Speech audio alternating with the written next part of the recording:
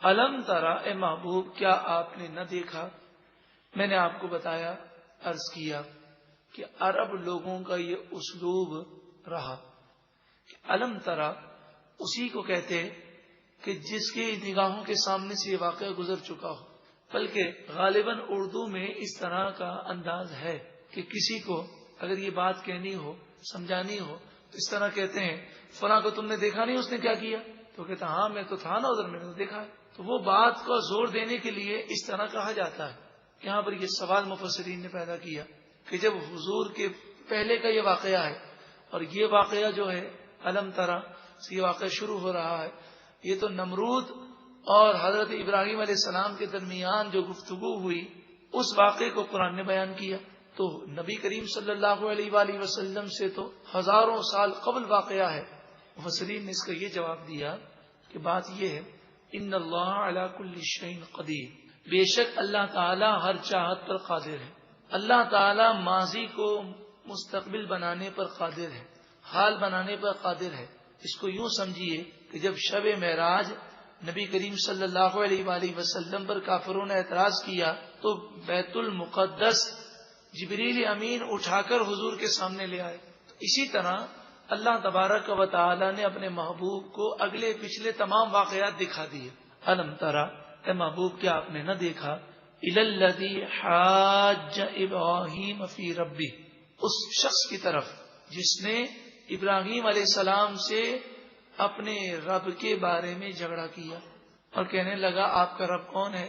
میں آپ کا رب ہوں۔ ان آتاہ اللہ الملک، اس وجہ سے جھگڑا کیا کہ اللہ نے اسے بادشاہت دی تو وہ غرور میں مبتلا ہو گیا۔ اذ قال ابراہیم، جب ابراہیم علیہ السلام نے فرمایا ربی الذی، میرا وہ رب ہے، یحیی، جو زندہ کرتا ہے، ویمیت، اور وہ موت دیتا ہے۔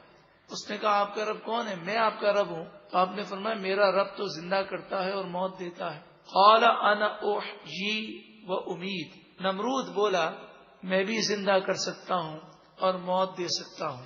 دو قیدی تھے، ایک پر سزائے موت ثابت ہو چکی تھی اور اسے سزائے موت ملنے والی تھی، اس کو اس نے آزاد کر دیا، اور ایک بے گناہ قیدی تھا اس کو قتل کروا دیا۔ کہا دیکھو جو مرنے والا تھا اس کو میں نے زندگی دے دی، اور جو زندہ ہونے والا تھا، زندہ رہنے والا تھا، اس کو میں نے مار دیا۔ اب یہ بڑی نادانی تھی۔ سوال یہ ہے کہ جس شخص کو اس نے آزاد کیا یہ تو پہلے سے زندہ تھا، بات تو یہ ہو رہی ہے کہ مردہ کو زندہ کر کے دکھا، تو مردہ کو زندہ کرنے میں تو اس میں طاقت نہیں ہے کہ وہ مردہ کو زندہ کر سکے۔ اور دوسری بات، جس کے متعلق یہ کہا کہ جناب والا میں نے اس زندہ کو موت دے دی اور جو مرنے والا تھا اس کو آزاد کر دیا، تو بات یہی ہے یہ تو ظاہری اسباب ہیں، حقیقت میں موت دینے والا اللہ تعالیٰ ہے، زندگی دینے والا اللہ تعالیٰ ہے، اور رب العالمین زندگی دینا نہ چاہے تو کوئی کسی کو بچا نہیں سکتا۔ انبیاء علیہم الصلاۃ والسلام اور اولیاء کے جو معجزات اور کرامتیں ہیں کہ انہوں نے مردوں کو زندہ کیا، اس کے بارے میں بھی عقیدہ یہی ہے بإذن اللہ، حقیقی طور پہ زندہ کرنے والا کون ہے؟ اللہ تعالیٰ ہے۔ حضرت عیسیٰ علیہ السلام کا واقعہ آپ جانتے ہیں۔ تو جب آپ نے دیکھا حضرت ابراہیم علیہ السلام نے کہ نمرود بات کو سمجھا نہیں ہے، قال ابراہیم، ابراہیم علیہ السلام نے اسے اس سے آسان بات سمجھائی۔ فإن اللہ، ابراہیم علیہ السلام نے فرمایا پس بے شک اللہ تعالیٰ یأتی بالشمس من المشرق، سورج کو مشرق سے نکالتا ہے، فأتی بہا من المغرب، تو اگر خدا ہے، اپنے آپ کو خدا سمجھتا ہے تو مغرب سے اسے نکال دے۔ فبہت الذی کفر، پس کافر کے ہوش اڑ گئے، وہ لاجواب ہو گیا اور کوئی جواب نہ دے سکا۔ واللہ لا یہدی القوم الظالمین، اور اللہ ظالم قوم کو ہدایت نہیں دیتا۔ نمرود پھر بھی ہدایت پذیر نہ ہوا، مچھر نے حملہ کیا اور 400 سال تک مفسرین فرماتے ہیں مچھر اس کے دماغ میں بیٹھا رہا۔ نمرود کی عمر 800 برس، 400 سال تک اس کے سر میں کبھی درد نہیں ہوا، لیکن جب ابراہیم علیہ السلام نے اپنی حجت تمام کر دی، اس نے انکار کر دیا، تو مچھر آیا اور اللہ کی طرف سے یہ عذاب تھا اور اس کے دماغ میں بیٹھ گیا، اور مچھر 400 برس تک اس کے دماغ میں رہا۔ اتنے عرصے تک مچھر کا رہنا یہ اللہ کا عذاب ہے، اللہ کی قدرت کا ظہور ہے، اور یہ مچھر جب اسے تنگ کرتا تو اسے بڑی شدید تکلیف ہوتی۔ اور آپ جانتے جب انسان بیمار ہوتا ہے اور علاج نہ ملے تو وہ ہر قسم کے علاج کے تجربات کرتا ہے۔ تو ایک دن جب اسے سر میں درد ہو رہا تھا تو اس نے کسی سے کہا کہ مجھے کوئی چیز سر پہ مارو۔ جب کسی نے مارا تو اسے سکون ملا، تو اس نے پھر ایک اپنے لیے خادم مقرر کیا کہ اس کے ہاتھ میں ہر وقت جو ہے تختہ ہوتا، اور جب بھی مچھر تنگ کرتا، اسے تکلیف دیتا، تو یہ اسے اشارہ کرتا اور تختے سے اس کی پٹائی کرتا، تو مچھر تھوڑی دیر کے لیے بیٹھ جاتا۔ لیکن اللہ تبارک و تعالی کی شان مفسرین نے بیان کیا، بڑا مستند قول ہے، لیکن حیرت بھی ہوتی ہے کہ اس کی عقل کیسی مان پڑ گئی تھی کہ اس کے پاس جو بھی آتا وہ اس کے سامنے پہلے سجدہ کرتا، پھر بات کرتا اور اسے خدا مانتے۔ ایک دن وہ خادم اس کے پاس نہیں تھا، کسی کام سے گیا ہوگا، تو بڑی شدید تکلیف ہوئی، تو اس نے اس آنے والے سے کہا اپنا جوتا میرے سر پہ مارو۔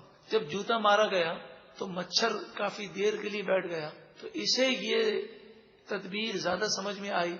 اب اس نے یہ قانون بنا دیا کہ جب بھی کوئی آئے تو پہلے اپنا جوتا میرے سر پر مارے، پھر مجھے سجدہ کرے۔ 400 برس تک یہ لوگوں کے جوتے کھاتا رہا، مگر کافر کو عقل نہ آئی۔ اور پھر ایک دن وہ آیا کہ جب زور سے تختہ اس خادم نے لگا دیا غلطی میں اور اس کا سر پھٹ گیا، اس طرح یہ ذلیل و رسوا ہو کر تباہ ہوا۔ او کالذی، یا جیسے ان کی مثال، مر علی قریۃ، جو ایک بستی کے پاس سے گزرے، وہی خاویۃ علی عروشہا، وہ بستی اپنی چھتوں پر گری ہوئی تھی۔ یہ حضرت عزیر علیہ السلام ہے، اور جب آپ بیت المقدس کی بستی میں آئے تو کافر بادشاہ نے بیت المقدس کی بستی کو اجاڑ دیا تھا، اس کا نام بخت نصر تھا، اور تمام بنی اسرائیلیوں کو بیت المقدس سے اس نے باہر نکال دیا تھا۔ بستی کے مکانات وہ سارے گرے ہوئے تھے، لیکن درخت موجود تھے، پھل تھے، ان پھلوں کا کھانے والا کوئی نہیں تھا۔ آپ کو بڑا افسوس ہوا اور آپ نے یہ خیال کیا کہ اب نہ جانے کتنے عرصے کے بعد یہ بستی دوبارہ قائم ہوگی۔ قال، عرض کی، انا یحیی ہذہ اللہ بعد موتها، اللہ تعالی اس بستی کی ویرانی کے بعد اب کب اسے دوبارہ آباد فرمائے گا۔ اللہ کی قدرت پر یقین تو تھا، مگر ظاہری اسباب کی بات ہے کہ اب ظاہری کیا سبب بنے گا کہ پوری بستی تباہ ہو گئی ہے۔ آپ نے یہ کہا فَأَمَاتَهُ اللَّهُ مِئَةَ عَامٍ، اللہ تعالیٰ نے آپ کو 100 برس کے لیے موت عطا فرمائی۔ مِئَةَ عَامٍ، عام سال کو کہتے ہیں، تو 100 برس تک آپ کو موت آ گئی۔ آپ ایک درخت کے نیچے سو گئے، دراز گوش جسے ہم گدھا کہتے ہیں، تو دراز گوش مبارک پر آپ سوار تھے، آپ نے وہ اپنے قریب درخت کے ساتھ باندھ دیا، اور آپ کے پاس کچھ کھانے پینے کی چیزیں تھیں، کھجور تھی اور انگور کا رس تھا، وہ آپ نے رکھا، اور درخت کے نیچے آپ سوئے، اور 100 سال تک آپ سوتے رہے۔ اللہ تعالیٰ کی شان کہ آپ کو اللہ تعالیٰ نے لوگوں سے اوجھل کر دیا، 100 سال تک کسی کو آپ نظر نہ آئے۔ 70 سال جب گزر گئے تو ایک مسلمان بادشاہ آیا اور اس نے اس شہر کو آباد کیا۔ جب 100 سال کے بعد آپ کی آنکھ کھلی تو پورا شہر آباد ہو چکا تھا۔ ثم بعث، پھر اللہ نے انہیں دوبارہ اٹھایا۔ قال، فرمایا، کم لبثت، کتنا عرصہ آپ ٹھہرے رہے؟ قال لبثت یوما او بعد یوم، آپ نے فرمایا ایک دن یا اس سے بھی کم۔ یہاں پر مفسرین فرماتے ہیں کہ نبی نہ تو جان بوجھ کے جھوٹ بولتے ہیں، نہ بے خیالی میں ان کی زبان سے جھوٹ جاری ہوتا ہے۔ اللہ تعالیٰ ان کی زبان کو جھوٹ سے محفوظ فرماتا ہے۔ اب جب یہ 100 سال تک رہے ہیں تو انہوں نے کہا ایک دن یا اس سے بھی کم، تو اس کا جواب مفسرین نے یہ دیا کہ اللہ تبارک و تعالی کی قدرت ہے، وہ جس کے لیے چاہے وقت کو طویل کر دے اور جس کے لیے چاہے وقت کو مختصر کر دے۔ تو یہ وقت ان کے لیے 100 برس تھا، کن کے لیے؟ لوگوں کے لیے، اور یہ وقت ایک دن بلکہ اس سے بھی کم تھا حضرت عزیر علیہ السلام کے لیے۔ یعنی آپ کا لباس، آپ کی داڑھی شریف، اس میں مٹی تک نہیں لگی تھی، اور آپ کا جو کھانے پینے کی چیزیں تھیں وہ بھی صحیح و سلامت تھی۔ قال، ارشاد فرمایا بل لبثت 100 عام، نہیں بلکہ آپ 100 برس رہے ہیں دنیا کے اعتبار سے.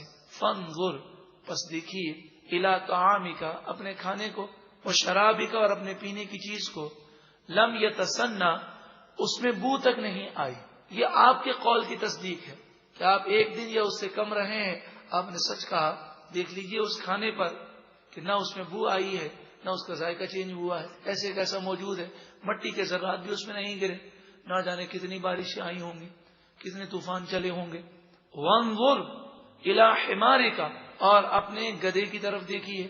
وَلِنَجْعَلَكَ آیَةً لِلنَّاسِ، اور تاکہ اس لیے کہ ہم آپ کو لوگوں کے لیے نشانی بنائیں. وانظر الی العظام، آپ ہڈیوں کی طرف دیکھیں کہ گدھا جو ہے وہ ریزہ ریزہ ہو چکا تھا، اس کی ہڈیاں بکھر گئی تھی. تو یہ اس بات کی تصدیق ہے کہ دنیا کو 100 سال گزر گئے ہیں. آپ ان ہڈیوں کو دیکھیں. کیف ننشزھا، کیسے ہم اسے اٹھاتے ہیں. آپ نے دیکھا تو ہڈیاں اٹھیں، اور جو ہڈیاں گل کر فنا ہو گئی تھیں وہ اللہ کی قدرت سے پیدا ہوئیں، اور آپ کے سامنے ہڈیوں کا ڈھانچہ کھڑا تھا.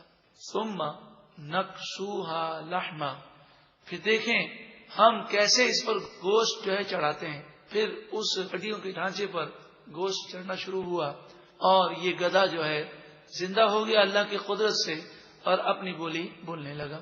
فلما تبین لہ، پس جب یہ معاملہ ان کے لیے ظاہر ہوا، قال اعلم، عرض کی میں تو پہلے ہی سے جانتا ہوں، ان اللہ علی کل شیء قدیر، بے شک اللہ تعالی ہر چاہت پر قادر ہے. وَإِذْ قَالَ ابراہیم، اور یاد کرو جب ابراہیم علیہ السلام نے عرض کی، ربی ارینی، اے پروردگار تو مجھے دکھا، کیف تحیی الموتى، تو مردوں کو کیسے زندہ فرمائے گا. حضرت ابراہیم علیہ السلام سمندر کے ساحل پر تھے.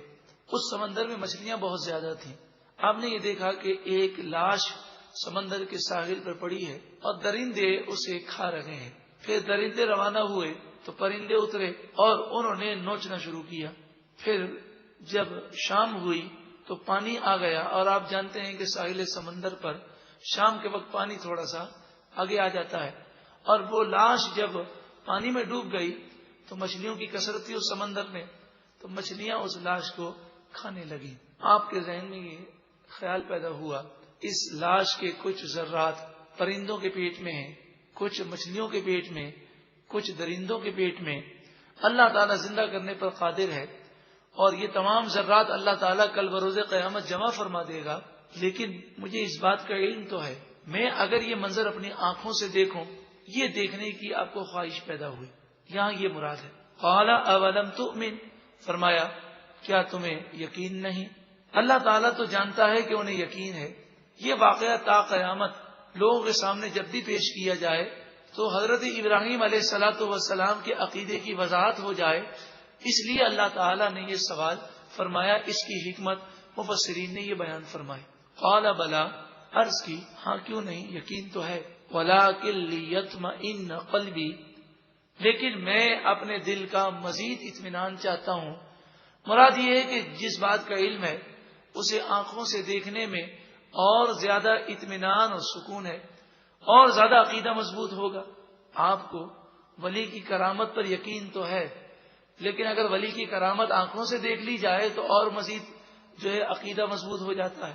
ایک سمجھانے کے لیے مثال ہے، تو آنکھوں سے اللہ کی قدرت کا ظہور دیکھیں گے اور اللہ کی قدرت پر یقین مضبوط ہوگا. قال، فرمایا فخذ، آپ لیجئے، اربعۃ من الطیر، 4 پرندے لے لیجئے، فصرہن الیک، پھر اسے آپ اپنے آپ سے مانوس کر لیں، یعنی اس کی پرورش کریں. مفسرین فرماتے ہیں کبوتر، کوا، مور اور مرغ، یہ 4 پرندے آپ نے لیے. فصرہن الیک اس لیے فرمایا گیا کہ آپ جب کسی پرندے یا جانور کی پرورش کرتے ہیں اور چند دن آپ اسے اپنے ساتھ رکھتے ہیں تو شکل یاد رہ جاتی ہے. اب پرندوں کی شکلیں ایک جیسی ہوتی ہیں، لیکن انسان اپنے پرندے کو پہچان لیتا ہے.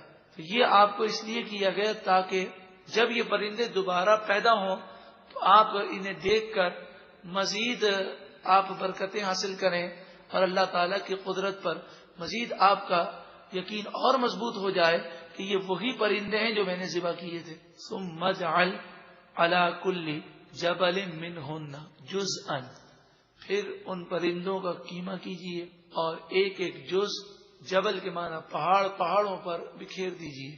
آپ نے ان پرندوں کو کاٹا، ذبح کیا، قیمہ کیا اور ان کا تمام قیمہ مکس کر کے مختلف پہاڑوں پر آپ نے ڈال دیا. لیکن سر آپ کو حکم یہ تھا کہ سر جو ہے یہ اپنے پاس رکھنا ہے، تو ہر پرندے کا سر آپ کے پاس تھا. ثم ادعوہن یأتینک سعیا، پھر آپ ان پرندوں کو پکاریں، یہ آپ کے پاس دوڑتے ہوئے آئیں گے. وَاعْلَمْ، اور مزید جان لیجئے، ان اللہ عزیز حکیم، بے شک اللہ تعالی غالب حکمت والا ہے. آپ نے آواز دی یا ایھا الدیک، اے مرغے، یا ایھا الغراب، اے کوے، یعنی آپ نے گویا کہ اس طرح پرندوں کو پکارا، اے کر کے پکارا، اے مرغے، اے کوے. اور آپ کا یہ پکارنا تھا کہ چاروں طرف سے گوشت کا قیمہ اڑنے لگا، چاروں طرف سے قیمہ اڑنے لگا. مفسرین فرماتے ہیں آپ نے یہ دیکھا کہ یہ ہواؤں میں قیمہ مل رہا ہے، اور ملنے کے بعد اللہ کی شان، ہر پرندے کا قیمہ جدا ہو گیا. اور پھر ایک پرندہ ہے تو اس کے پر کا قیمہ بھی ہے، ٹانگ کا قیمہ بھی ہے، تو ہر پرندے کا قیمہ جدا ہو کر، پروں اور ٹانگوں کا قیمہ جدا ہو کر ہوا کے اندر ہی پورا پرندہ تیار ہو گیا. اور یہ نیچے آئے اور یہ دوڑتے ہوئے حضرت ابراہیم علیہ السلام کے قریب آئے، لیکن سر حضرت ابراہیم علیہ السلام کے پاس تھے، تو ان کی گردنیں بغیر سروں کے تھی. اللہ کی قدرت پر قربان جائیے، ان اللہ علی کل شیء قدیر، بے شک اللہ تعالیٰ جو چاہے کر سکتا ہے. وہ پرندے آئے اور انہوں نے اپنی گردنیں اپنے سروں سے ملائی، اللہ کی قدرت سے سر جڑ گئے اور وہ پرندے اپنی بولیاں بولنے لگے.